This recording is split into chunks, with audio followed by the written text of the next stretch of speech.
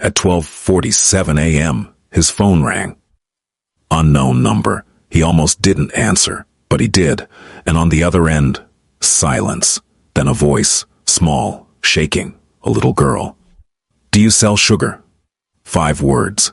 He didn't blink, because that sentence wasn't a question. It was a code he created himself, and gave to only one person, a woman who worked for him years ago, a woman he cared about like family. But it wasn't her voice on the line. It was her 8-year-old daughter's, and if a 5-year-old girl is using an emergency code at 1 in the morning, it's because someone taught her how to survive something no child should ever know. The call came in at 12:47 a.m. Unknown number, area code he didn't recognize, somewhere in Virginia, maybe. The kind of number that could be a robocall, a wrong dial, a debt collector working the graveyard shift with nothing better to do. He almost let it ring out. His thumb hovered over the red button the way it always did with unknowns, a reflex built from years of careful living, from the understanding that attention is currency and you don't spend it on strangers. Then he answered, not out of curiosity, out of habit, because Cormac Bellwether had learned a long time ago that the calls you ignore are the ones that come back heavier. Silence, not dead air, not the mechanical emptiness of a dropped signal or the hollow click of a telemarketer's system cycling to the next number. This silence had texture. It breathed. It trembled at the edges, the way a room trembles when someone inside it is trying very hard not to make a sound. There was a low hum underneath it, the hum of a house at night, of pipes and appliances, and the particular frequency that belongs to a building where someone is awake who shouldn't be. Then a voice. Small. Barely louder than breathing. The kind of voice that comes from a mouth, pressed too close to a phone, from someone who understands that volume is dangerous. "Do you sell sugar?" Cormac's hand stopped moving. His jaw tightened. Not visibly, not to anyone watching, but somewhere deep inside the architecture of his face, behind the controlled expression he wore the way other men wore armor. A wall went up and a door opened at the same time.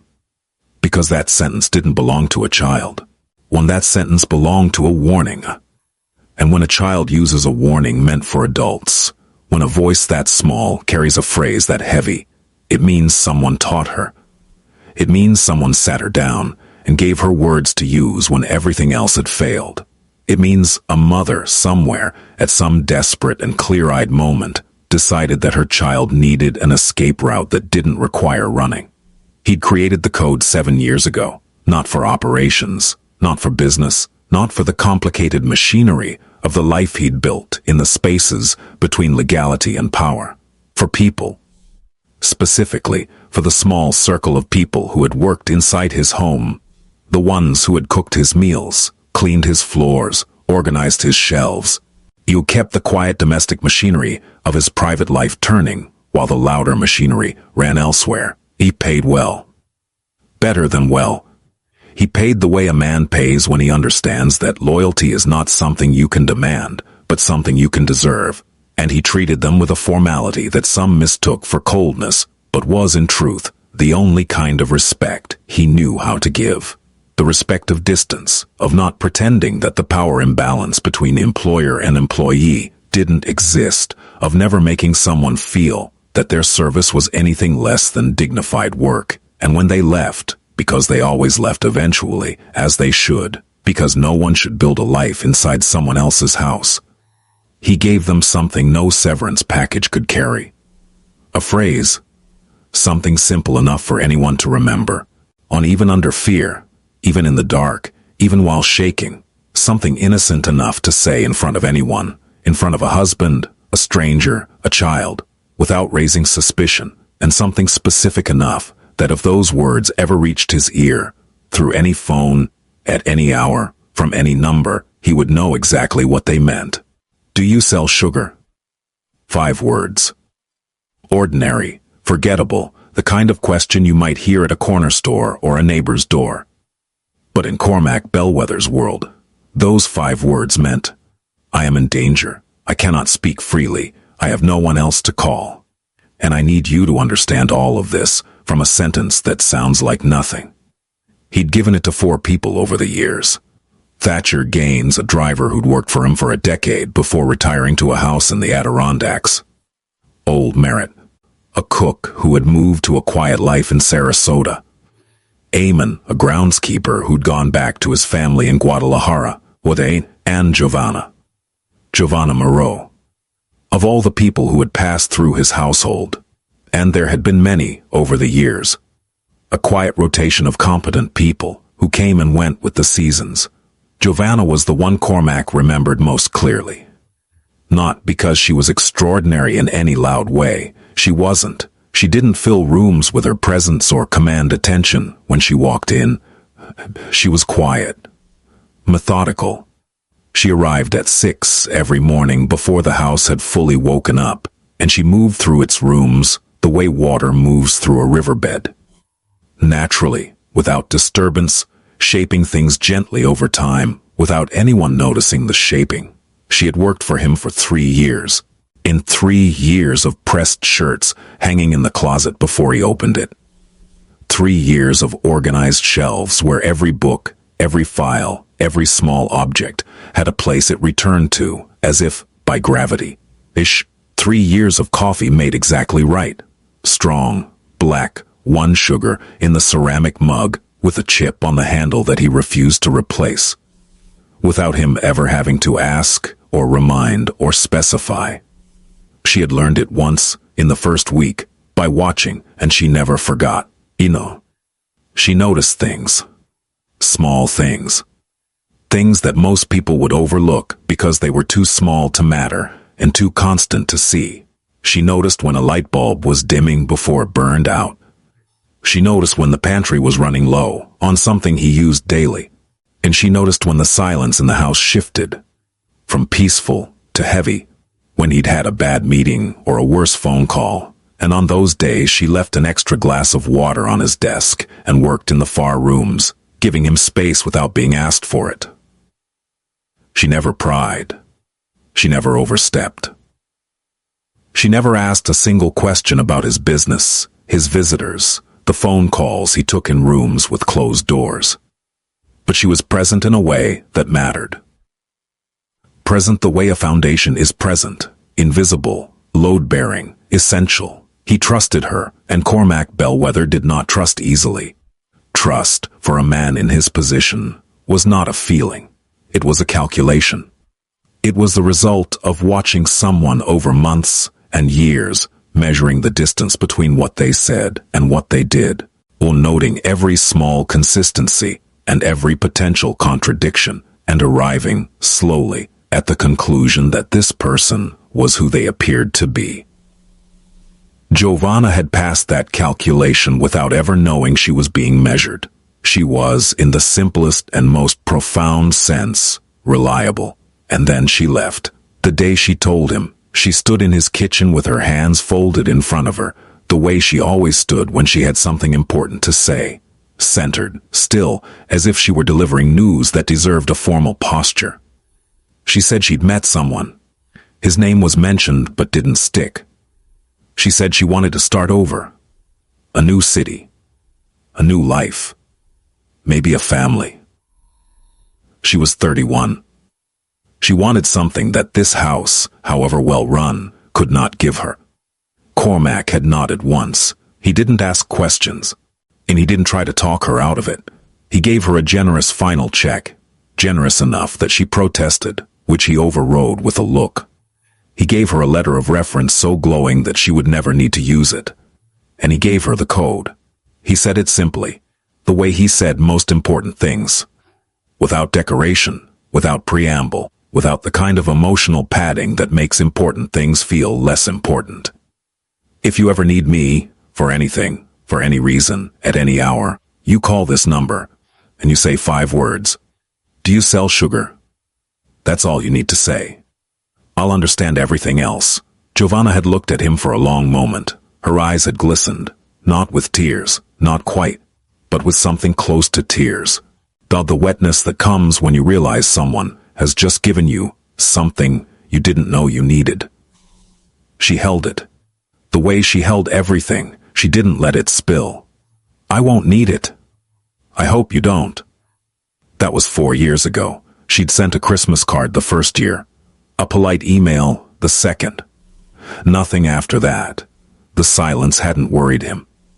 Silence from Giovanna meant she was fine. She wasn't the type to maintain contact for its own sake. She was the type to disappear into a new life and build it brick by brick, the way she'd organized his shelves, methodically, completely, without looking back. He'd respected that silence. He'd kept her number in a file. He'd run a quiet trace once, 18 months ago. Not because he was watching her, not because he was possessive, but because he kept tabs on everyone he'd given the code to. A precaution. The way you check the batteries in a smoke detector you hope never goes off. The trace had given him an address in Woodbridge, Virginia. A name she was living with. A man. He'd noted it, filed it, moved on. Until tonight, until a child's voice, not Giovanna's voice, a child's voice, had whispered 5 words into his ear at 12:47 in the morning. And the smoke detector was screaming. Cormac pressed the phone closer to his ear. His breathing slowed, not because he willed it to, but because his body had been trained, over decades, to respond to crisis with deceleration. While other men sped up, he slowed down. While other men raised their voices, he lowered his. It was the thing that made people afraid of him, though most of them couldn't articulate why. It wasn't what he did. It was the calm with which he did it. He could hear, beneath the girl's whisper, the architecture of fear. The house around her was not quiet in the way houses are quiet at night when everyone is sleeping. It was quiet in the way a house is quiet after something has happened. The bruised, ringing silence that follows a slammed door, a broken plate, a voice raised to its highest pitch, and then suddenly cut. It was the silence of aftermath, still vibrating with the thing that had caused it. How much sugar do you need? This was not a question about sugar. This was, how bad is it? Tell me the scale of what's happening. Give me something to measure. A pause. He could hear her swallow. The small, wet click of a child's throat working. A lot. And my mom is crying. Cormac closed his eyes, just for a second. When behind his lids, he saw Giovanna's face. The way she looked the day she left his house, standing in the kitchen with her hands folded, full of quiet hope about starting over, full of the particular optimism that belongs to people who believe that leaving is the same as arriving. And now this, now her daughter, hiding somewhere in that house, whispering into a phone at 1 a.m, using words she'd been taught to use when everything went wrong. Tell me how much sugar. He needed her to keep talking. He needed to assess, and he needed her to hear his voice, calm, steady, unbroken, because a child who is hiding in the dark needs to hear that somewhere on the other end of a phone line there is someone who is not afraid. A lot. And my mom is crying. The same words, exactly the same, word for word, inflection for inflection. As if she had memorized them the way you memorize a prayer, or a phone number, or the combination to a lock. As if she had been told, say these words, exactly these words. Don't add anything. Don't change anything. Just say them and wait. That repetition told him more than any detailed account could have. It told him that Giovanna had taught her daughter a script, that she had sat this child down at some point, maybe during a calm afternoon when the house was peaceful and the man they lived with was at work, or maybe in a whispered conversation late at night after something terrible, while the child was still shaking, and told her, if something happens, if it gets bad, if I can't get to a phone, you go to the bathroom, you lock the door, you call this number, you say these words, exactly these words, and you wait. And the girl had listened, and remembered, and practiced apparently, because the delivery was too smooth, too rehearsed, too perfectly controlled for a child who was hearing these words for the first time in a real emergency. This was a child who had been drilled. She had dialed this number at 12:47 in the morning. Not 911. Not a neighbor. Not a grandparent. His number. The number Giovanna had made her memorize, the one that belonged to a man the girl had probably never met. A man who existed in her mother's past like a character in a story. Someone who, her mother had promised, would answer, would understand, would come. That alone told him everything about what 911 had or hadn't done in the past. It told him that somewhere in the history of this household, someone had called for help before, and help had come too late. Or come and left, or come and not believed what it saw, or come and filled out a report that went into a file that went into a cabinet that gathered dust. It told him that Giovanna, after whatever experiences she'd had with the official channels, had decided that her best option, her emergency break glass option, the one she saved for the worst night, was a phone number, and a code phrase and a man who sold nothing, not 9/11, him. A sound in the background. Distant, but unmistakable. A door slamming. Oh, not closing. Slamming. The kind of slam that doesn't happen by accident, that isn't caused by wind or carelessness. The kind of slam that is a message, delivered in the language of architecture, that says, I own this space. These walls answer to me. Every surface in this house is an extension of my hands. I can make any of them violent whenever I choose. The girl's breathing changed. It got thinner, tighter, faster. The sound of lungs trying to become invisible. The sound of a body that has learned through repetition that being heard is dangerous. That breathing too loudly can attract the footsteps. That the safest thing a body can do is become as small and as silent as possible, to fold itself into a corner and reduce itself to almost nothing. It was the sound of a child who had practiced being invisible. Listen to me. What's your name? A beat, a tiny hitch, as if the question surprised her, as if she'd been prepared to deliver her lines but not to have a conversation. Sable. The name settled in his ear. Sable, an unusual name. The kind of name a mother gives a child when she wants her to carry something beautiful, though something that means more than it says. A name that sounds like velvet and shadow and the soft, dark fur of something small and surviving. Sable, you're doing very well. I need you to listen. If he comes near you, if you hear him getting close to the door, I want you to say one word, just one. Say more. Can you do that? Yes. Her voice was steady, not brave. That was the wrong word for it. Brave implies a choice, a conscious decision to face fear. This wasn't bravery. This was training. This was a child executing a protocol. She had rehearsed, responding to instructions with the automatic compliance of someone who has learned that obedience is the difference between safe and not safe. She didn't sound scared exactly. She sounded focused, the way a soldier sounds during a drill, the way a nurse sounds during an emergency. Controlled, efficient, hollow in the places where a child should be full. That flatness in her voice, the absence of panic where panic should be, was the thing that told Cormac the most. Because a child who panics during a crisis has not lived through many crises. A child who goes flat has. Silence again, but different now, charged. The kind of silence that happens between lightning and thunder, when you can feel the air itself, holding its weight, waiting for the thing that's coming. Footsteps. Heavy. Somewhere outside whatever room she was hiding in. They moved slowly, not searching exactly, but patrolling. Scanning. The steps of someone who didn't need to hurry, because he knew every corner of his territory. The steps of someone who was letting his presence be felt before he arrived, because the anticipation of him was as much a weapon as his hands. The footsteps stopped.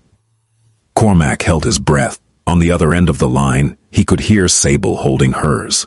A long, terrible beat of nothing. A silence so complete it seemed to have a texture, thick, pressurized, the kind of silence that makes your ears ring because your brain is straining so hard to hear something that it starts manufacturing sound. 3 seconds. 4. 5. Each one a small eternity. Then, barely audible, the whisper. More. Cormac was already reaching for his keys.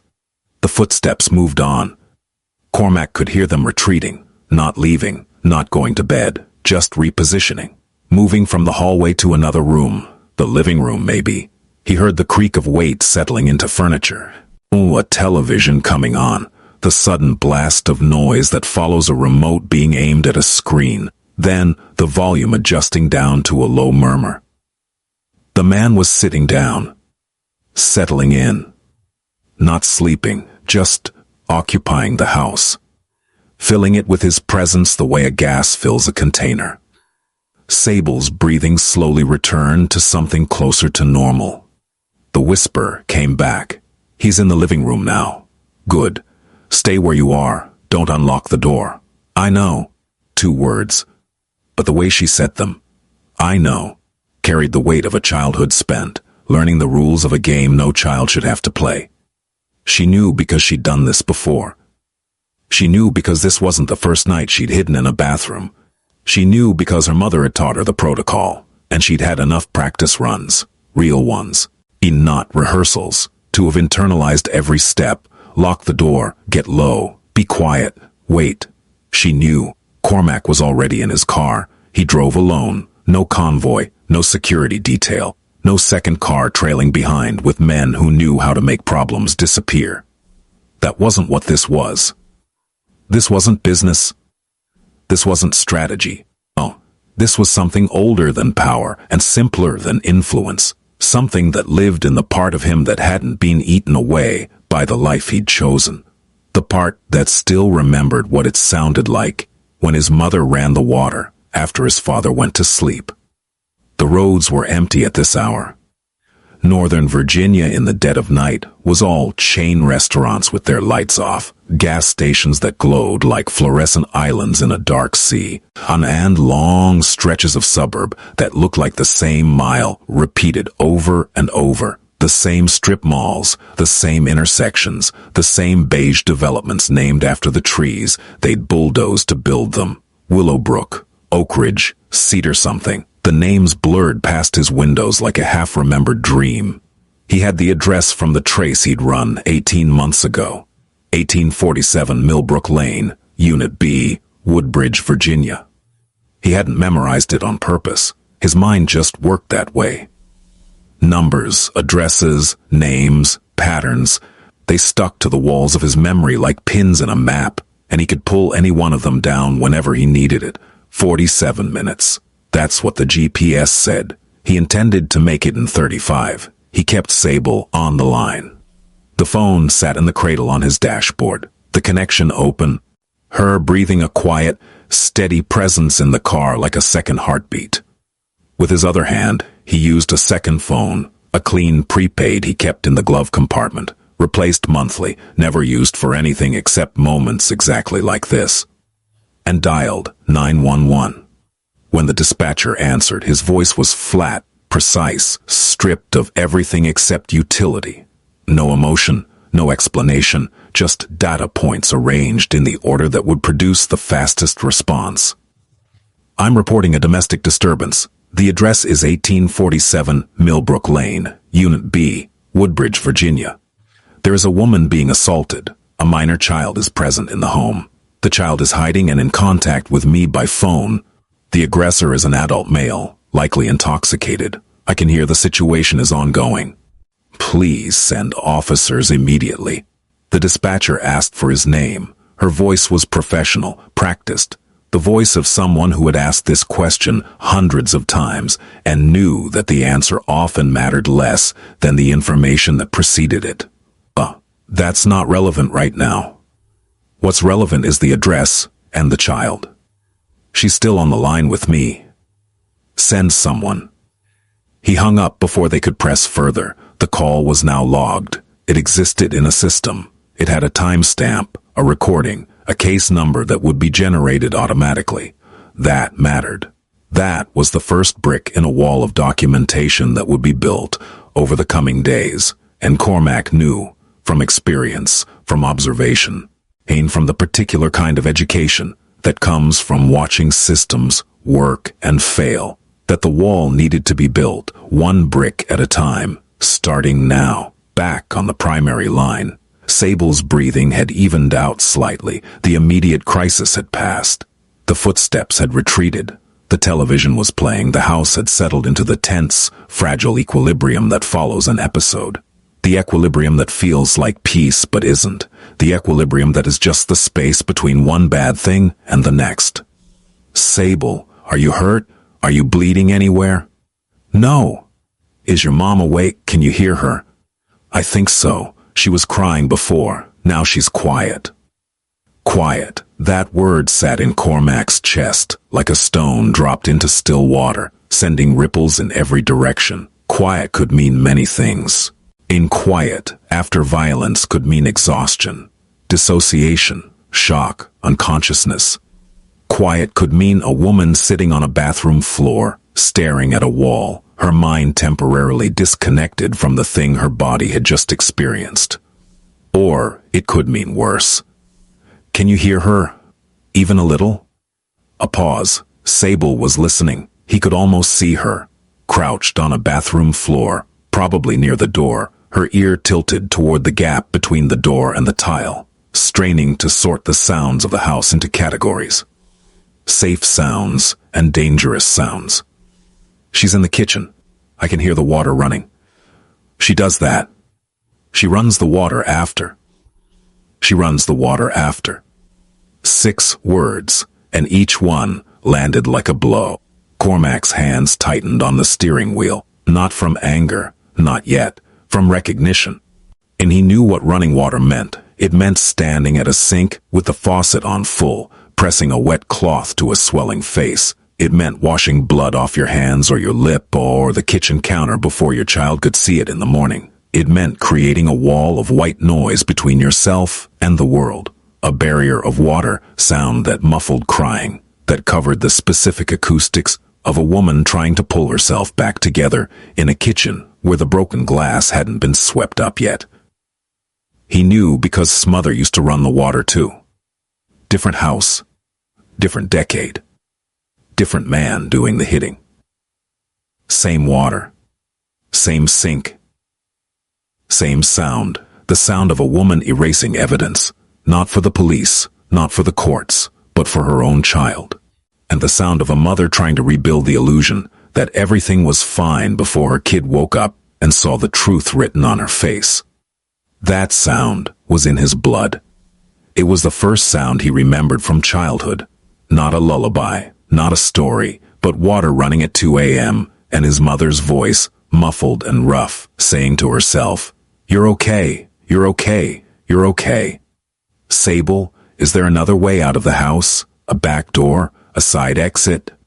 There's a sliding door in the kitchen, but he put a bar on it. One of those metal ones. He said it was for burglars. It wasn't for burglars. They both knew that. Even Sable, at her age, seemed to understand the lie embedded in that bar. The way certain kinds of security are pointed inward, not outward. The way a lock on a door can be protection or imprisonment, depending on which side you're standing on. Windows? My mom's bedroom window doesn't lock right. She told me that once. She said the latch is broken and you can push it open from outside. Told her that once, not casually, not as a complaint about cheap apartment maintenance. Told her the way you tell a child where the fire exits are. Told her because Giovanna was mapping the escape routes of her own home, the way a prisoner maps a yard, and she was sharing that map with the only person she trusted completely. Her 8-year-old daughter. Every new detail was a chapter in a story Cormac was reconstructing in real time. A man who bars the back door and calls it security. A woman who checks which windows don't lock and tells her child. A child who has memorized a phone number and a code phrase and a set of instructions that amount to, when it gets bad enough, run this protocol and someone will come. This was not a household having a bad night. This was not a couple who argued and got carried away and would apologize to each other over coffee in the morning. This was a household that had been having bad nights for a long time, weeks, months, maybe years. And tonight was the night the infrastructure of survival finally had to activate. Sable. Yes? Your mom. She gave you this number. Yes. When? A long pause, not hesitation, something else, something deeper and sadder, The pause of a child deciding how much truth to release, how much of the private architecture of her family to expose to a stranger's voice on a phone. She was thinking, not about whether to lie. She was past that. She was thinking about which truths were hers to tell and which belonged to her mother. A while ago, after the time he broke the plate on the wall, she said if it ever got really bad and she couldn't get to the phone, I should go to the bathroom, lock the door, and call this number. She made me say the words back to her. She made me practice. We practiced 3 times. She made me practice. Cormac let those 4 words sit in the car with him like a passenger. He didn't speak for a full 10 seconds. The highway unreeled in front of him, empty and indifferent, its lane markers ticking past like a metronome counting down to something. And he thought about Giovanna Moreau sitting in some quiet, stolen moment with her daughter, rehearsing a lifeline, not a speech about safety, not a vague instruction to call for help. A drill, a specific, rehearsed, repeatable drill, the kind that works under stress because it doesn't require thinking, just remembering. The way you run fire drills in schools, the way soldiers rehearse evacuation protocols, the way flight attendants practice emergency procedures not because they expect the plane to crash, but because if it does, the body needs to know what to do when the mind stops working. Giovanna had turned her daughter into a first responder inside her own home. That line, "She made me practice," was the most devastating sentence Cormac had heard in a very long time, not because it was dramatic, because it wasn't, because it was quiet and practical and matter-of-fact. Delivered in the steady voice of a child who understood, without anyone telling her explicitly. That practice was necessary because the emergency wasn't hypothetical. It was inevitable. It was the sound of a mother who had run out of hope that things would get better on their own, who had stopped believing in the possibility of change and had started building emergency infrastructure inside her 8-year-old, who had looked at her life, at the man she lived with, at the pattern she'd become trapped in, at the shrinking space between incidents, and made a cold, clear-eyed decision. I cannot stop what is happening, but I can prepare my daughter to survive it. Your mom taught you well. He said it evenly, controlled, the way he said everything, but his knuckles were white on the steering wheel, and his jaw was set in a way that would have made any of his associates take a step backward. And he thought about Giovanna, the woman who used to arrange his bookshelves by color because she said it helped her think. The woman who left a glass of water on his desk every morning without being asked, who noticed when a light bulb was dimming, who moved through his house with the quiet competence of someone who understood that care is not about grand gestures, but about showing up consistently and doing the small things right. The woman who had stood in his kitchen 4 years ago, full of hope about starting over, hands folded, eyes bright, and now she was running water over her face at 1 a.m. while her daughter hid in a bathroom and whispered codes into a borrowed phone. This was what starting over had become. Cormac checked the GPS. 12 minutes. He pressed the accelerator. 1847 Millbrook Lane was a ground-floor unit in a beige apartment complex that looked like every other beige apartment complex in the suburban sprawl of Northern Virginia. 2 stories. Outdoor staircases with wrought iron railings that had been painted and repainted so many times, the metal underneath had become a geological record of color choices. A parking lot with faded lines, and 1 broken streetlight that cast an orange cone of dying light over a dumpster and 3 parked sedans. The kind of place where people lived not because they'd chosen it, but because it was what they could afford. And affordability has a way of making decisions for you. Cormac parked across the street, under a tree that hadn't been trimmed in years. He sat in the car for 30 seconds, not hesitating, calibrating, reviewing. I'm running the variables the way he ran every operation. Entry points, exits, unknowns, likely responses, contingencies. He was not a man who walked into rooms unprepared. He spoke into the phone one last time. Sable, I'm here, I'm outside. Stay exactly where you are. Don't come out of the bathroom. Don't unlock the door for anyone except your mother or me. Do you understand? Yes. Good girl. I'm going to hang up now. It's going to be quiet for a few minutes. Don't be scared of the quiet. I'm coming. Okay.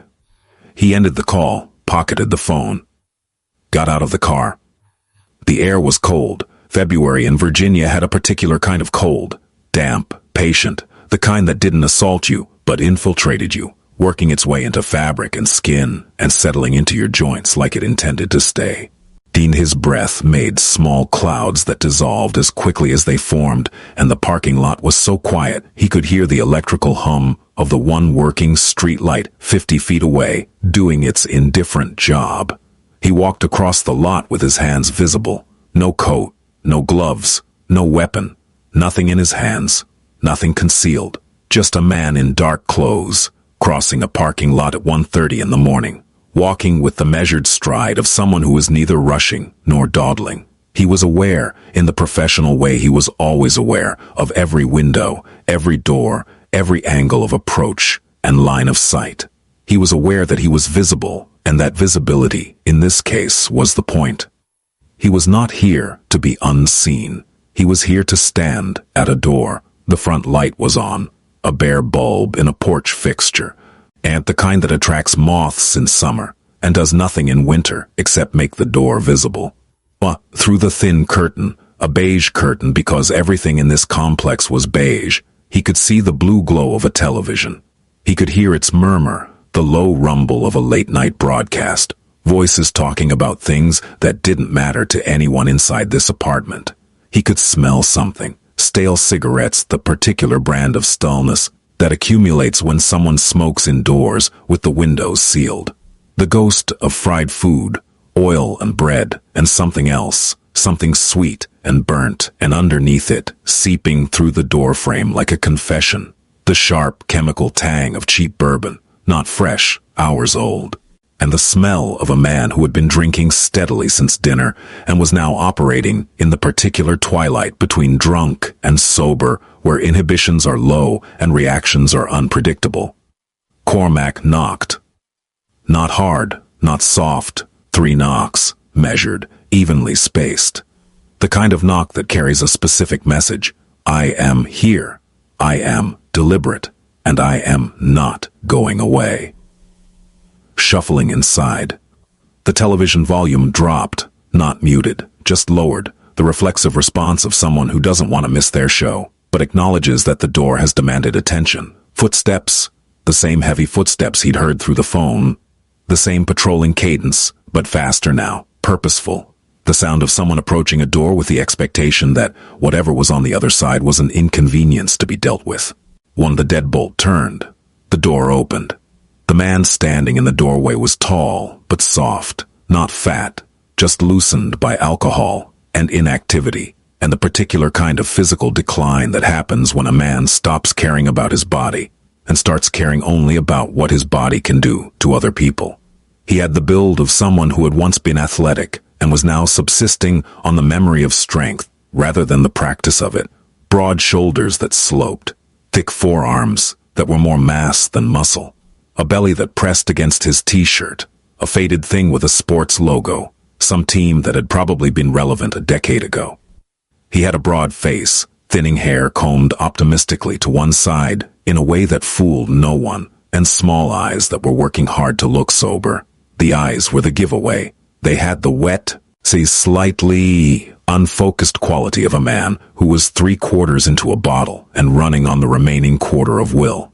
They were also, Cormac noted, the eyes of someone who was used to being in control and was currently recalculating, because a stranger at the door at 1:30 a.m. was not part of the script. His name was Grayland Kemp. Cormac would learn the full name later. For now, he was just a shape in a doorway, a man-sized obstacle between himself and what mattered.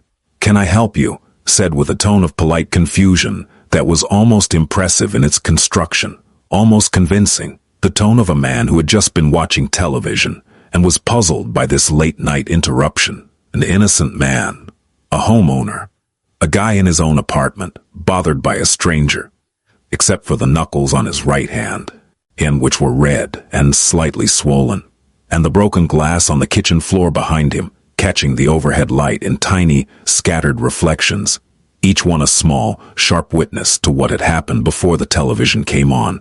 And the air that came out of the apartment with him, that particular mix of bourbon and stale cigarettes and something else, something that didn't have a chemical name but that Cormac recognized instantly, the smell of a house where someone has been afraid.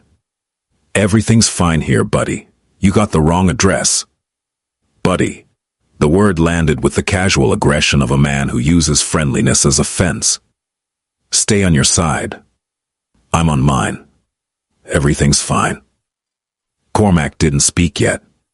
He looked past Greyland's shoulder, past the cluttered living room and the television's blue glow, in past the hallway that led to the bedrooms, into the kitchen. Oh, Giovanna was standing in the kitchen doorway. He almost didn't recognize her. Not because she looked different physically, she did slightly. Thinner than he remembered. The kind of thinness that doesn't come from diet or exercise, but from the body's slow response to sustained stress. The way a plant thins when it doesn't get enough light. Her hair was pulled back in a way that looked hasty, not intentional. She was wearing a sweatshirt that was too large for her, his probably, and leggings, and her feet were bare on the linoleum. But it wasn't the physical changes that made her unrecognizable. It was the way she was standing. The Giovanna he remembered stood upright, centered, quietly proud. She moved through spaces as if she had a right to be in them. Oh, as if the air she displaced had been expecting her. This Giovanna was pressed against the door frame, shoulders pulled inward, arms crossed low over her stomach. Not a casual fold, but a guard, a protective posture that said, "The most important thing right now is to make myself smaller." Her left eye was swelling, not fully closed yet, but heading there. The skin around it darkening in real time, the orbit puffing with the slow, inevitable inflation of damaged tissue. There was a mark in her forearm, not a cut, a grip mark, the kind of bruise that comes from fingers closing around flesh and squeezing. She was looking at the floor. She hadn't looked at the floor a single day in the 3 years she worked for him. Is she safe? That was all Cormac said. 3 words. Spoken quietly, levelly, into no one in particular, and to everyone in the room. Not a demand, not an accusation, a question, the simplest possible question, and therefore the most dangerous one, because it implied that the answer might be no. The question landed in the room like a dropped knife. Greyland's face changed. The polite confusion evaporated like steam off a hot surface, and what replaced it was faster, meaner, more honest. The face of a man who felt his control over a situation slipping and needed to grab it back immediately, the way you grab a steering wheel when the car starts to skid. "Who the hell are you? Get off my property." I asked if she's safe. "She's fine, we're fine. This is a family matter, man, and you need to leave before I—" He shoved Cormac, hard, both hands flat to the chest. In the kind of shove that's meant to move someone physically and narratively. Out of the doorway, out of the situation, out of the story. The shove of a man who has solved most of his problems by being bigger and louder and more willing to escalate than the person in front of him. It didn't work. Cormac absorbed the contact. His feet shifted, a half step back, no more, and his center of gravity dropped, the way it does in a man whose body has been trained to receive force rather than be moved by it. The shove hit him the way a wave hits a seawall, with impact, but without result. And then, in a motion that took less than 2 seconds, he did 2 things. The first was a short, compact punch to the solar plexus. Not a haymaker, not a wide swing, not anything that would look dramatic on camera. A straight, inefficient strike delivered with the first 2 knuckles aimed at the nerve cluster just below the sternum.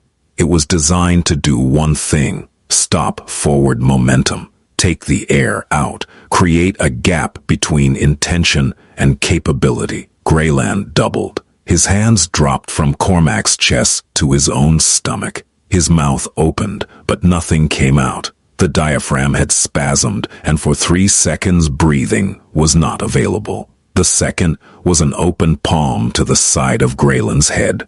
Not a punch, not a slap, but a firm, controlled contact with the flat of the hand against the temporal bone. Hard enough to disorient. Hard enough to make the room tilt for a second, to scramble the inner ear's sense of balance, to buy 5 seconds of confusion. Not hard enough to cause lasting damage, not hard enough to leave a mark. 2 motions. Precise. Improfessional. Defensive. Proportional. No rage, no speeches, no continued assault, no breaking of furniture or throwing of bodies against walls. Cormac did not hit Grayland again. He didn't need to. The purpose had been served. The shove had been answered. The aggression had been neutralized, and the man was now leaning against his own doorway, gasping, one hand on his stomach and the other on the wall, his eyes wide with the disorienting experience of being on the receiving end of physical force, an experience that, for men like Grayland Kemp, is profoundly unfamiliar because they are accustomed to being the cause and not the consequence. Cormac stepped back. His hands were at his sides, open, visible. He was breathing normally. And somewhere in the distance, thin and growing, in the way a sound grows when it's moving toward you on empty roads, sirens. Grayland heard them too. His face cycled through calculations. Blame, escape, alibi. Running the numbers the way a man runs numbers when the margins suddenly aren't in his favor. He looked at Giovanna, standing frozen in the kitchen doorway. He looked at Cormac, standing motionless on the porch. He looked at the hallway behind him, the hallway that led to the bedrooms, and beyond them, the window that Giovanna had told Sable about, the window with the broken latch. He ran, not through the front door, through the apartment. Cormac heard the heavy footsteps retreating, faster now, panicked, nothing like the patrolling swagger from before. A bedroom door banging open, the screech of a window being forced up, and the scrape of a body pulling itself through a frame that wasn't quite wide enough, the grunt of effort and the soft thud of feet hitting ground on the other side. Then nothing, gone. Cormac didn't follow. He wasn't here to chase. He wasn't here to punish, to avenge, to deliver the kind of justice that belongs in movies and not in living rooms. He was here to stand between a door and the people behind it. He was here because a child had whispered 5 words into a phone, and those words had activated something in him that was older than strategy and deeper than obligation. Giovanna hadn't moved. She was still pressed against the kitchen door frame, still looking at the floor. Her hands were shaking. A fine, continuous tremor, like a plucked string that hadn't stopped vibrating. But the rest of her was very, very still. The kind of stillness that comes not from calm, but from the body's decision to stop processing information until it receives a signal that the danger has passed. The freeze response, the ancient mammalian program that says, don't move, don't attract attention, don't exist. Cormac didn't approach her. He didn't touch her. He didn't cross the threshold into the apartment. He stood in the doorway, the same doorway Grayland had filled moments ago with aggression and alcohol. And he spoke softly. Giovanna, it's me. She looked up, and for a moment, just a moment, the length of a heartbeat, the space between one breath and the next, her face broke, not into tears, not into sobs, not into any of the dramatic expressions of grief that look real in movies. It broke the way a mask breaks, a crack running through the carefully maintained surface, revealing the raw, unprotected thing underneath. Her face broke into recognition. The kind of recognition that happens when someone you thought had forgotten you, someone from a different life, a better life, a life before all of this, is suddenly standing in your doorway at the worst moment of your existence, and you realize that you are seen. I'm sorry. That was the first thing she said. Not, thank you, not, help me, not, he was hurting me. I'm sorry. Because that is what long-term abuse teaches you. It rewrites the grammar of your self-worth until every sentence you speak begins with an apology. It teaches you that your suffering is an inconvenience to others. It teaches you that reaching out for help is a burden you are inflicting. It teaches you to apologize for bleeding. You have nothing to be sorry for. She started to speak again, to explain, to contextualize, to narrate a version of events in which this was all a misunderstanding, in which Grayland was just stressed, in which she had provoked him, in which the swelling eye and the grip mark bruise and the broken glass on the kitchen floor were all somehow her fault. But a small sound stopped her. A door opening, not a slamming door, a careful door. A door that opened the way doors open when the person behind them has been listening, gauging, waiting for the right moment. The bathroom door unlocked slowly from the inside, the lock turning with a small click that was, in its own way, one of the bravest sounds in that apartment. And Sable stepped out. She was small, smaller than Cormac had imagined from her voice. Her voice had sounded older, more composed, the voice of someone carrying more weight than her frame suggested. She had dark hair like Giovanna's, the same almost black that caught light and held it. Wide eyes that were red-rimmed but dry. She had cried earlier, but she wasn't crying now. The tears had done their work and been put away. The way tools are put away when the job is done. She was wearing pajamas with small stars on them. The kind of pajamas that belong to a normal childhood. To bedtimes with stories and nightlights, and the assumption that darkness is safe. She was holding a phone. Giovanna's old phone, Cormac realized. A backup, probably kept in a drawer, or under a mattress, or wherever a mother hides the emergency equipment she prays her child will never need. Sable looked at Cormac. She studied his face with the careful, evaluating gaze of a child who has learned to read adults the way other children read books, searching for the signals, the micro-expressions, the tiny indicators that tell you whether the person in front of you is safe or not safe, kind or not kind, someone who will help, or someone who will make it worse. She looked at her mother, then she walked to Giovanna and wrapped her arms around her waist. Not dramatically, not with a child's theatrical need for comfort, quietly, firmly, the way you hold something that you're afraid will fall if you let go. And Giovanna crumbled, not dramatically, not with sobs or wails, but in the way a wall crumbles when you remove the last support. She sank to her knees and held her daughter. Why, and the only sound was the kind of crying that doesn't make noise. The kind that lives in the shoulders and the chest, and the way the breath comes in small, shaking gulps. The kind that has been silent for so long, it doesn't remember how to be loud. Red and blue lights filled the windows. The sirens stopped, and in the sudden silence, the only thing Cormac could hear was two people breathing. Together, the officers were professional. Two of them, a man and a woman, both young enough to still be careful, both old enough to have seen this before. They separated the scene the way training teaches you. One with Giovanna in the kitchen, one with Cormac in the living room. A third officer, arriving minutes later in a separate cruiser, checked on Sable. The child was walked to a neighbor's apartment, an older woman named Persimmon, apparently, who opened her door at 2 a.m. without asking a single question, which told Cormac that this was not the first time she'd heard noise from Unit B. Cormac gave his statement in the living room. He sat on the couch, Greyland's couch, still warm from Greyland's body. And he was careful, measured. He gave his real name. He described the phone call, the code, the drive, the interaction at the door. He described the shove. He described his response. He did not editorialize. He did not speculate about what had happened before he arrived. He did not offer theories or context or the private history that connected him to this household. He gave facts the way a good witness gives facts, sequentially, without emotion, in language that would hold up on paper.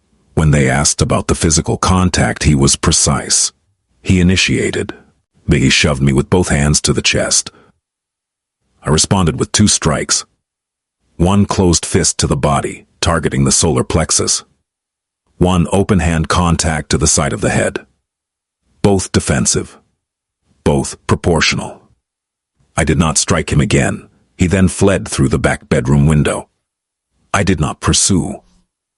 The officer, a tall man named Prescott according to his nameplate, wrote it down without expression. Cormac could see him processing. A man with an unusual last name, and a calm he'd seen before in certain types of people, at a domestic violence scene in the middle of the night.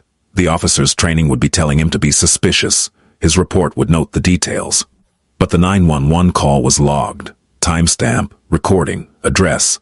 The timeline would check out, and the evidence in the apartment, the broken glass, and the bruising on Giovanna's face The bar on the sliding door, the child hiding in a bathroom with a phone, would tell a story louder than any suspicion about Cormac's background.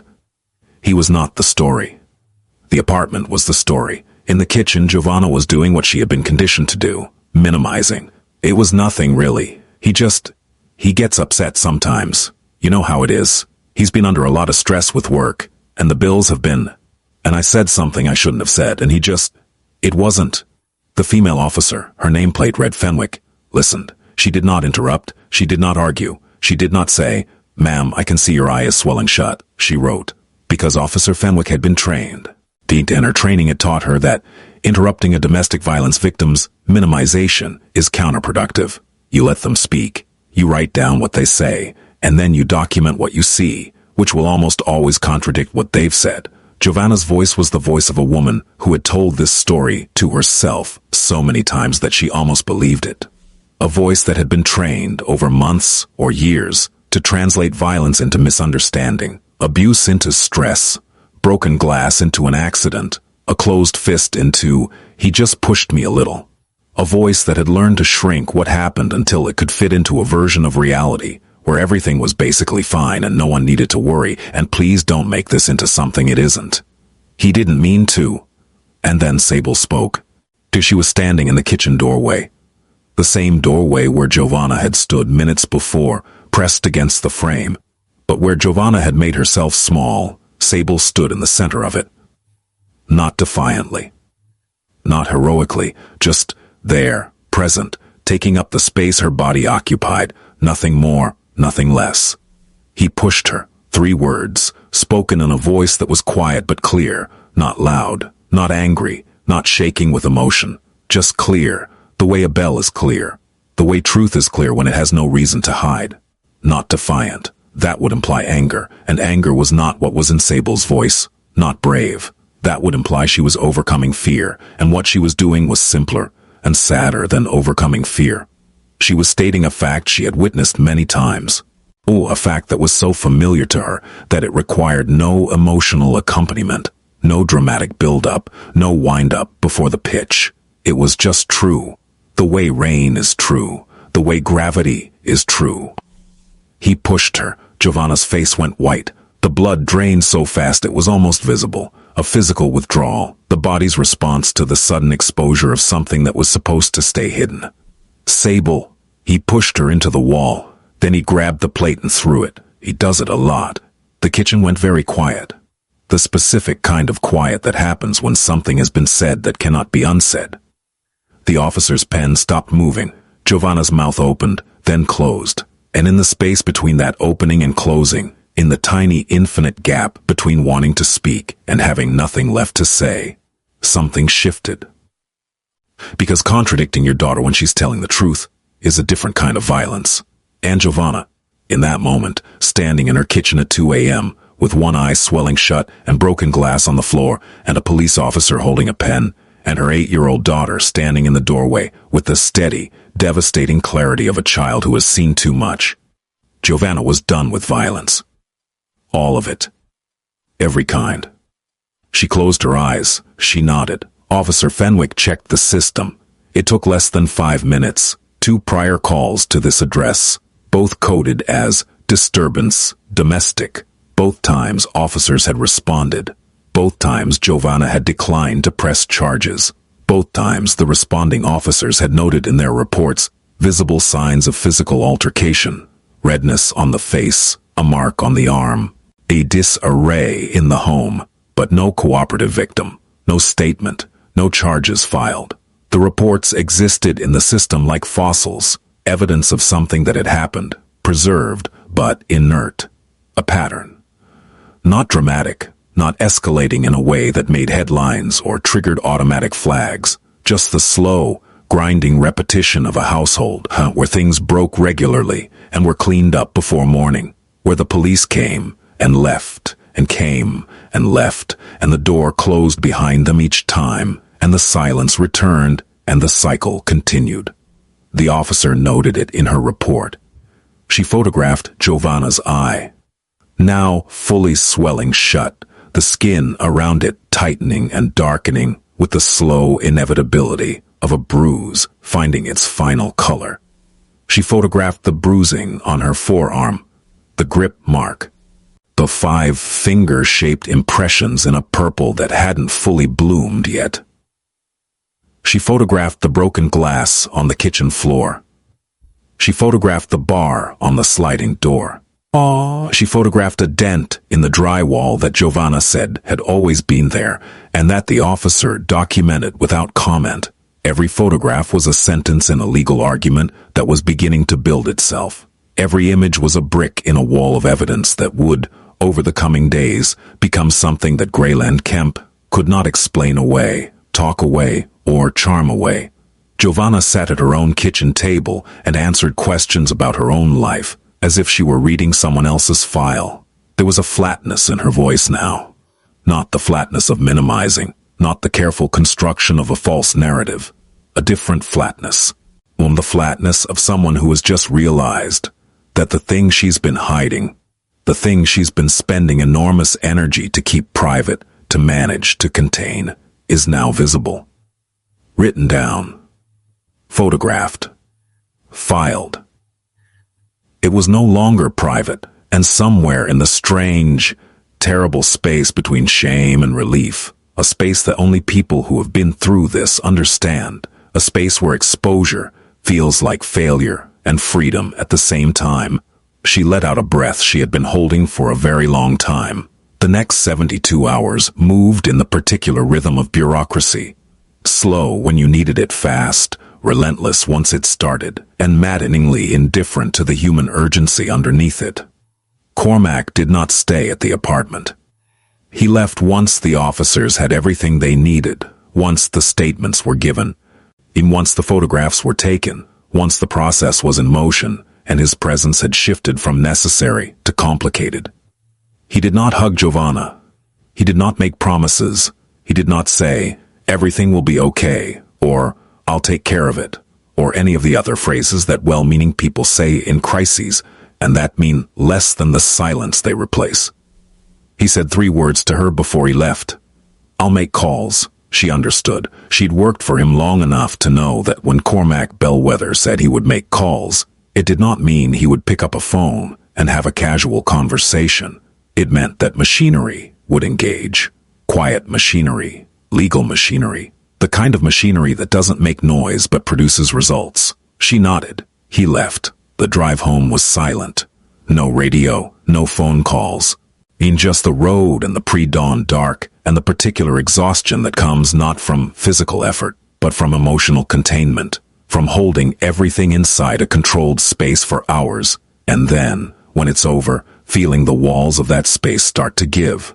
By 9 a.m., Cormac had retained a family law attorney named Claudia Reyes Whithorn, not one of his people, not someone from his world, not a fixer or a connected name or anyone who owed him anything. A legitimate domestic violence specialist with 17 years of experience in Virginia courts, a reputation for thoroughness that bordered on obsessive, and a client list that included women from every economic bracket and every kind of situation.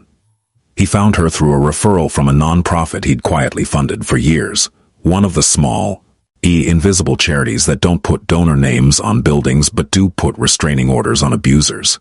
He paid the retainer himself, a substantial amount. He did not ask for receipts. He did not ask to be kept informed. He told Claudia everything she needed to know. The history, the code, the phone call, the scene at the apartment. And then he told her the most important thing. Keep my name out of the paperwork as much as possible. My involvement complicates things. The case needs to stand on its own evidence. Claudia understood. She'd been doing this long enough to know that a case with a controversial witness can become about the witness instead of about the victim, and that defense attorneys are very good at finding distractions. She filed an emergency protective order by noon, and the petition documented the events of the previous night, the 911 call and its timestamp, the responding officer's report, the photographs of Giovanna's injuries, the child's statement taken in the presence of a trained child advocate, and the 2 prior disturbance reports already in the system for the same address. An emergency protective order in Virginia is a civil order issued by a magistrate or judge when there is immediate danger of family abuse. It can be granted ex parte, meaning without the abuser present, without his knowledge, without his opportunity to argue or explain or minimize. It takes effect immediately upon signature and service. It orders the respondent to have no contact with the protected persons. No phone calls, no texts, no messages through third parties. It orders him to vacate the shared residence immediately and to stay at least 500 feet from the petitioner's home, workplace, and child's school. The magistrate reviewed the petition, read the police report, looked at the photographs, signed it that afternoon. It was not dramatic. There was no courtroom scene, no gavel, no confrontation across a wooden bench. It was paperwork, a signature on a form, a stamp, a case number entered into a database. But paperwork, Cormac knew, was the infrastructure of consequences. Paperwork was the thing that turned a bad night into a legal record. Paperwork was the thing that followed a man across state lines, across new relationships, across new apartments where new women would be told that he'd changed. Paperwork was the thing that made the next time different from the last time. All because the next time, there would be a file. Meanwhile, Giovanna went to the hospital. Not because she wanted to. She wanted to sleep. She wanted to close the curtains and pull the blankets over her head and pretend that the previous night had been a dream, and that when she woke up, everything would be the way it was before. Not good exactly, but familiar. Manageable. The known quantity of suffering she'd learned to navigate. But Claudia told her it was necessary. Not optional. Necessary. Because a medical report is not just about healing. It's about documentation. Every bruise that's photographed under clinical lighting and described by a physician in medical language becomes part of a record. Every injury that's catalogued with anatomical precision becomes harder to deny, harder to explain away, and harder to reframe as she fell, or she's clumsy, or she bruises easily. Giovanna sat in a hospital gown under fluorescent lights while a doctor examined her. The doctor was a woman named Trilby Montclair, and she had a gentleness that was professional rather than personal. The gentleness of someone who has seen this kind of injury hundreds of times and has learned to be kind without being soft, thorough without being invasive. Left orbital contusion, periorbital edema, and ecchymosis. Bruising to the left forearm, 4 distinct pressure points consistent with gripping force applied by a hand. Mild contusion to the right shoulder, posterior aspect, consistent with impact against a flat surface. Consistent with being pushed into a wall. Dr. Montclair wrote it all down. And she took photographs with a clinical camera, a different camera from the officer's camera, producing different photographs that would serve a different purpose in a different part of the legal system. She asked Giovanna gently if there had been other incidents. Giovanna said yes. The doctor asked how many. Giovanna said she'd lost count. That answer went into the report too. 4 words. I've lost count. That carried more diagnostic weight than any individual injury description. Because when a patient has lost count of how many times she's been hurt by the person she lives with, the problem is not an incident. The problem is a condition, and conditions require intervention. Cormac did not visit the hospital. He did not visit Giovanna's apartment. He did not send flowers or food, or any of the gestures that would have been natural and kind, and also, in the context of a pending legal case, potentially problematic. He stayed in the background. He understood, with the clarity of a man who has spent his life understanding systems, that his presence, his name, his reputation could complicate things in ways that would ultimately hurt Giovanna rather than help her. A defense attorney could argue coercion. A judge could question motives. The connection between an accused crime figure and a domestic violence victim could become the story, and the actual story. A woman beaten in her own kitchen, a child hiding in a bathroom, a man with a pattern, would get buried under the more interesting narrative. So he made phone calls. He ensured Claudia had everything she needed. He confirmed, through careful and indirect channels, that the protective order had been properly served, that it hadn't been filed and forgotten, hadn't been processed and lost, hadn't fallen into the particular bureaucratic void where urgent paperwork sometimes goes when the system is overloaded and understaffed. And he did one more thing. He asked Claudia to run a full background check on Grayland Kemp. The results came back the next day. 2 prior complaints in Maryland, filed by a different woman. Different address, different name, same pattern. 1 charge of assault in the 4th degree, the lowest level assault charge in Maryland. The one that covers pushing, shoving, non-lethal physical contact that doesn't result in hospitalization. Dismissed when the complainant withdrew her statement. 1 violation of a peace order, Maryland's equivalent of a protective order, resulting in a fine, a $200 fine. No jail time, no probation, no mandatory counseling. $200 and a stern look from a judge. And then Grayland Kemp had moved to Virginia and started over. The same words Giovanna had used 4 years ago. Cormac read the report in his office. He set it down on his desk. He looked out the window for a long time. The skyline didn't care. The city didn't care. The system that had let Grayland Kemp walk away from a pattern of abuse with a $200 fine didn't care. Grayland Kemp was not a monster. He was something worse. He was a pattern. A pattern that moved from state to state, from woman to woman, leaving the same damage in different zip codes. Protected by the simple, bureaucratic fact that states don't talk to each other as well as they should, that records don't automatically follow people across borders, that the gaps in the system are wide enough for a man with clean clothes and a cooperative demeanor to slip through again and again, until now. Because this time, there was a child's testimony, clear, consistent, devastating in its calm. This time there was a 911 record from a third party, time-stamped and recorded. This time there were prior complaints from another state, documented and discoverable.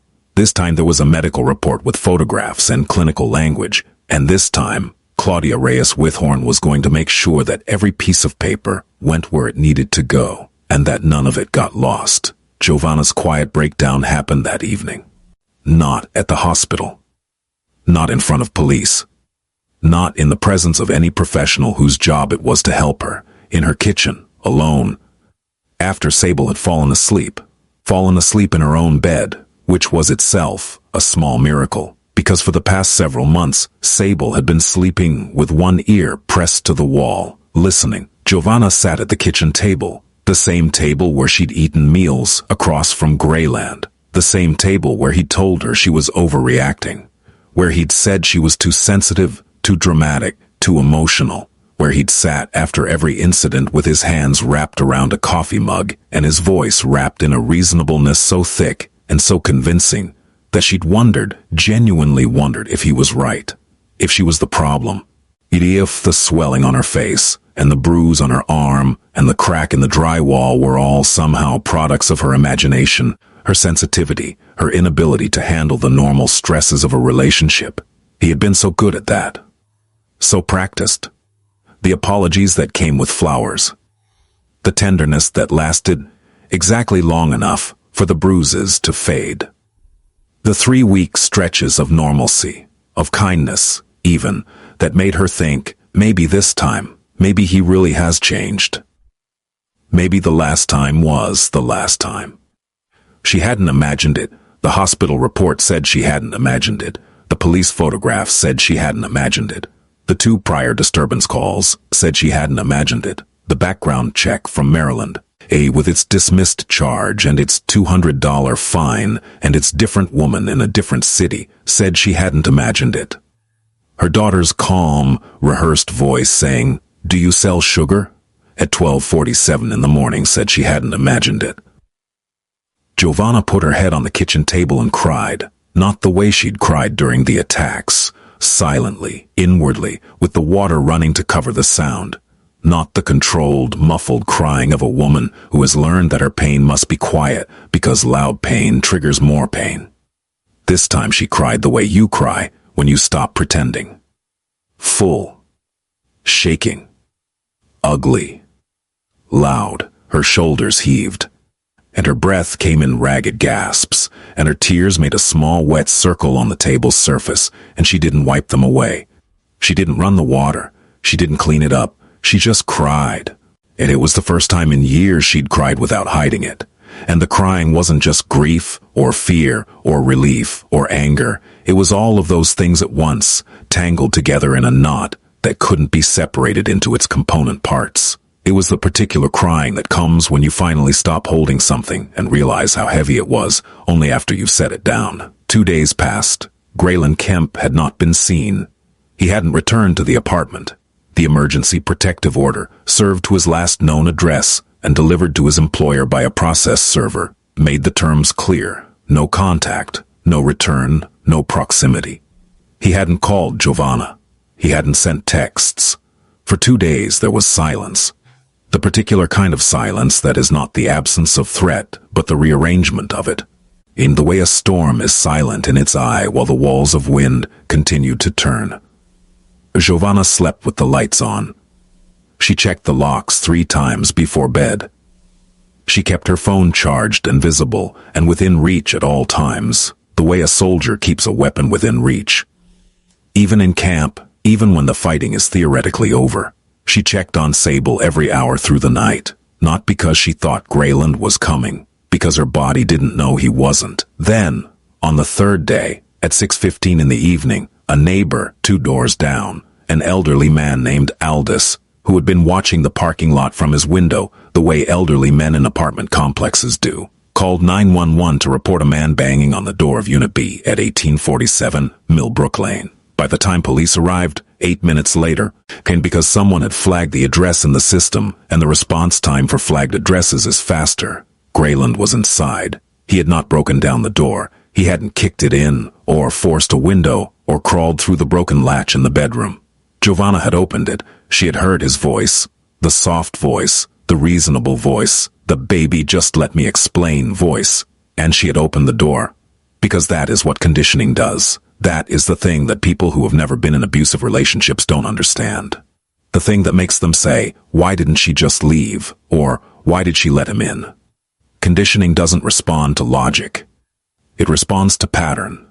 And the pattern, the years long, a deeply grooved pattern in Giovanna's nervous system, said that the consequences of not opening the door were worse than the consequences of opening it. That a closed door meant escalation. That a locked door meant rage. That the safest version of Grayland was the one who felt in control, and a locked door made him feel out of control. So she opened it. He was standing in the living room when the officers arrived. He was not being violent. He wasn't yelling, wasn't throwing things, wasn't doing any of the visible, prosecutable things that would have made this simple. He was talking, explaining, using the voice he used when he wanted to sound reasonable. The measured, almost gentle voice that said, "Baby, let's just talk about this." The voice that framed control as concern and possession as love, and a man showing up in violation of a court order as a romantic gesture. He was saying he'd changed. He was saying it was all a misunderstanding. He was saying that the guy who showed up that night, Cormac, though he didn't know the name, was the real threat. And didn't she see that? Didn't she see that some dangerous stranger had come to their home and attacked him? That the police had it all wrong?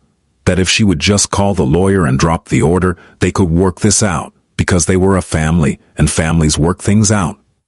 He was rewriting the story. Right there, in the living room, with his hands open and his voice soft, and his eyes doing that thing they did. That thing that looked to someone who didn't know better. Unlike sincerity, he was rebuilding the narrative where he was the victim and everyone else was the villain, where the system was persecuting him, where the protective order was an injustice, where the only reasonable, loving thing for Giovanna to do was to make it all go away.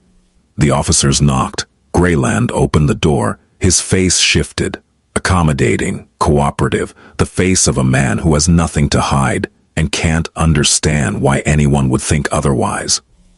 "Officers, no problem here. Just talking to my girlfriend. Everything's fine."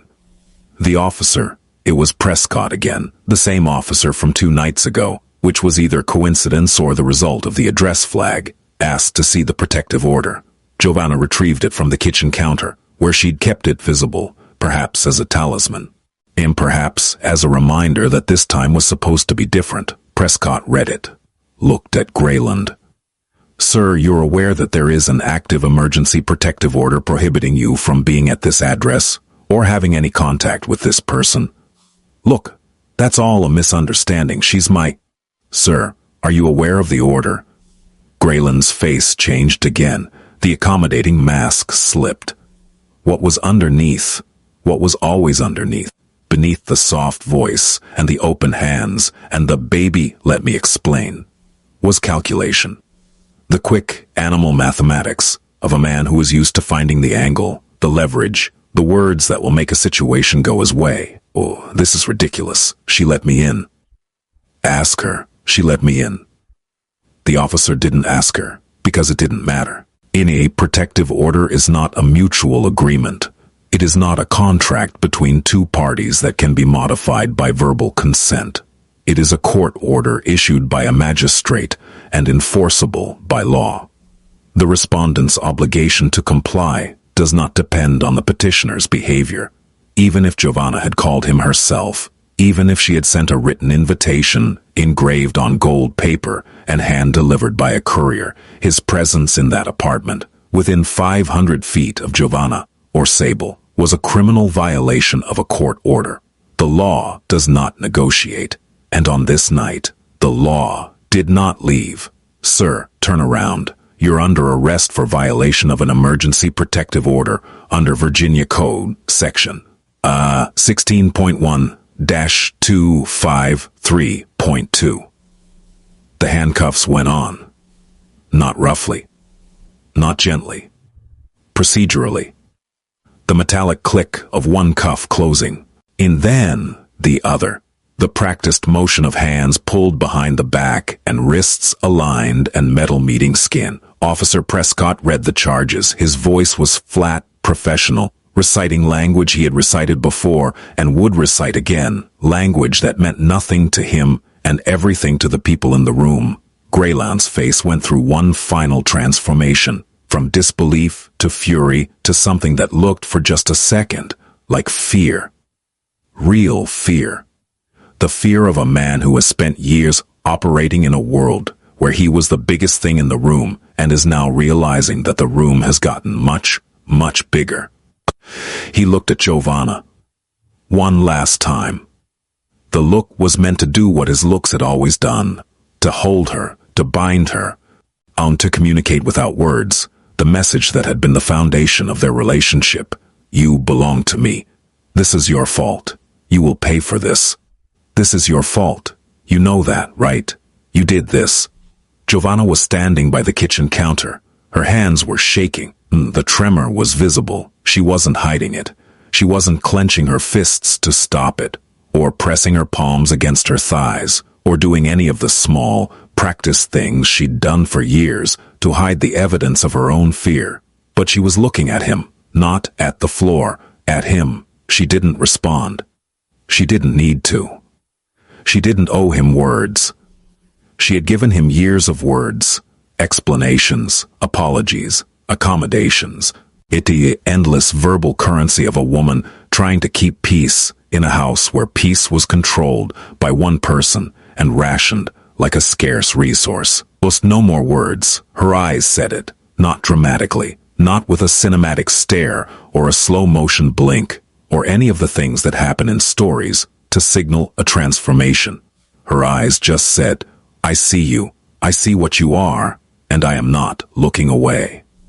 The officers walked Grayland out. The door closed. The apartment was quiet. And that quiet, the quiet of an empty room after the person who filled it with fear has been removed, was the loudest thing Giovanna had ever heard. Louder than the slammed doors. Louder than the raised voice. Louder than the sound of a plate hitting drywall. Because this quiet was not the quiet of someone waiting. This quiet was the quiet of something being over. And she stood in her kitchen for a long time. The lights were on. The door was locked. The sliding door had its bar.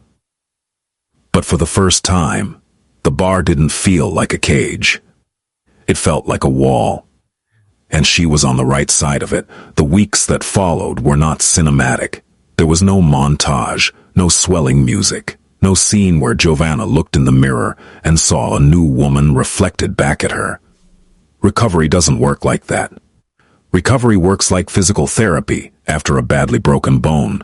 Slow, painful, full of setbacks, full of days where it feels like nothing is changing, and days where a small, ordinary motion that used to hurt suddenly doesn't. And that absence of pain is so surprising that it makes you cry. Claudia filed for a permanent protective order. The hearing was set for 3 weeks out. In the meantime, Grayland Kemp sat in the Prince William County Adult Detention Center, unable to post bail. Not because bail was prohibitively high, but because the Virginia magistrate, reviewing his history of prior complaints in Maryland, the pattern of escalation, the violation of the emergency order within 72 hours of its issuance, and the fact that he had fled through a window on the night of the original incident, deemed him a flight risk and a continuing threat. The prior record from Maryland, the dismissed charge, the peace order violation, the $200 fine, became the foundation of a stronger case.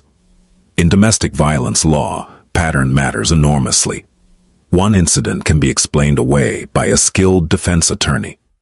2 incidents in the same state can be minimized, contextualized, each packaged as a volatile relationship.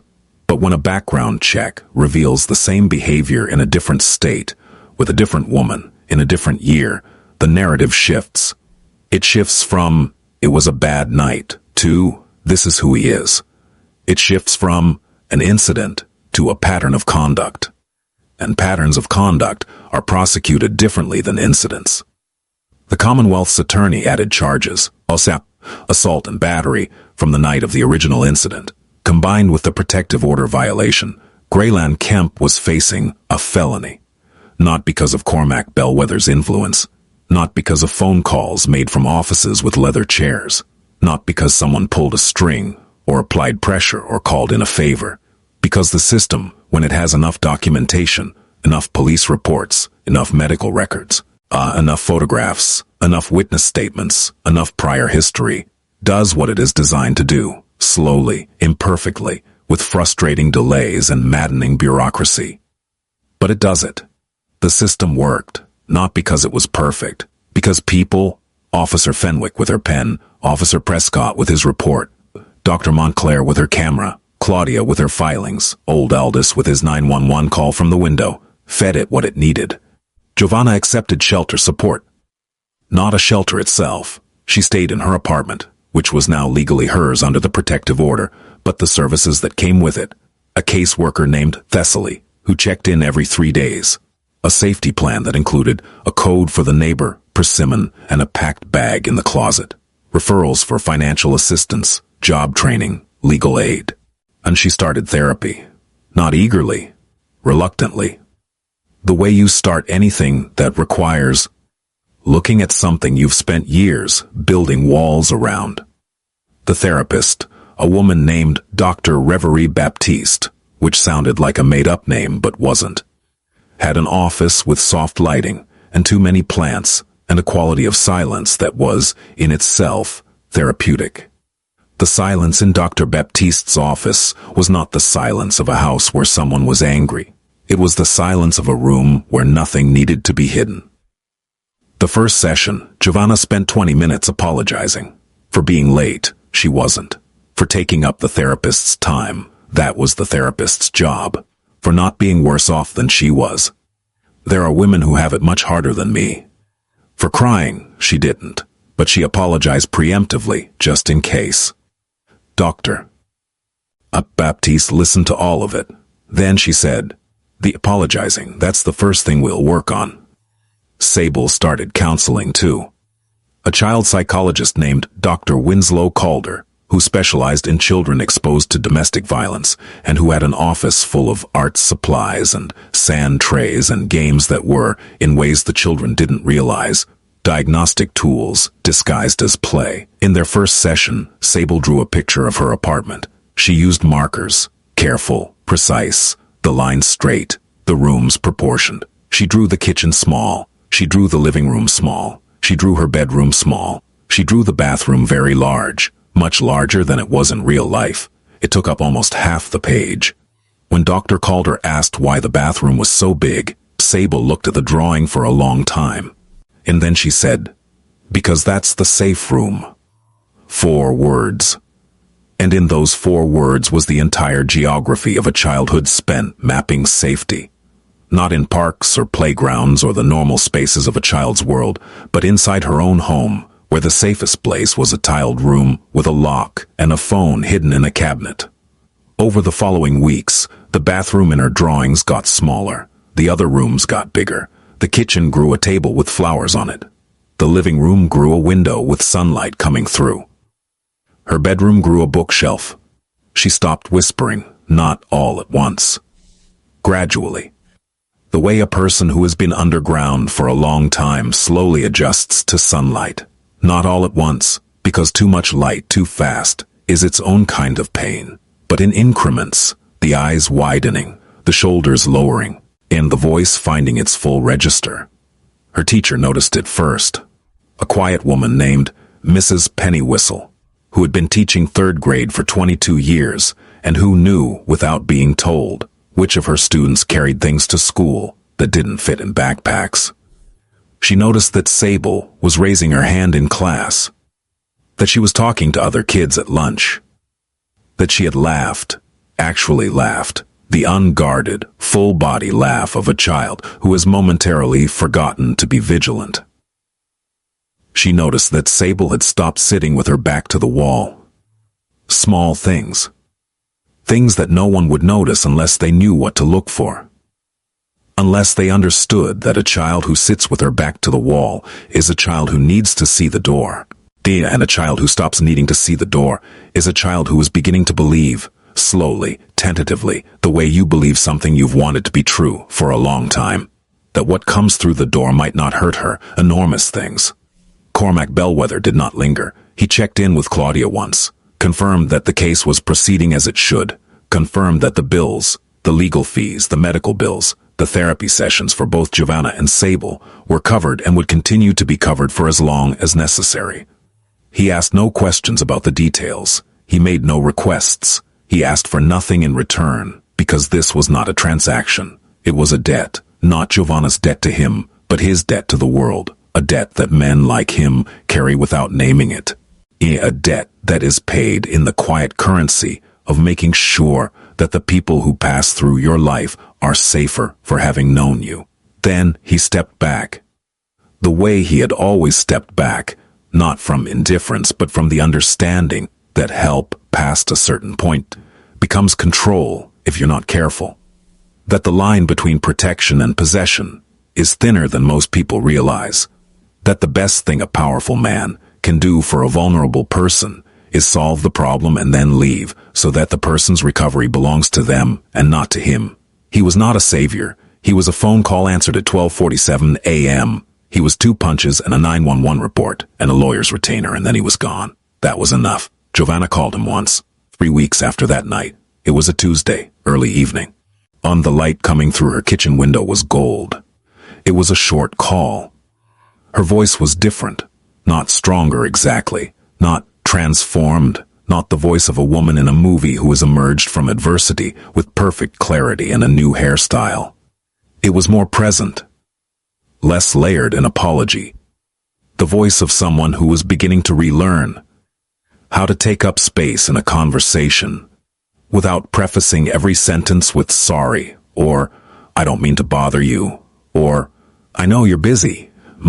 I wanted to say thank you. You don't need to. I know, but I want to. Thank you for not hanging up. There was a long pause, the kind of pause that holds years of unsaid things, of a woman leaving a house with her hands folded and her eyes bright, of a code given and never used, on of 4 years of silence that meant, I'm fine, until suddenly it didn't.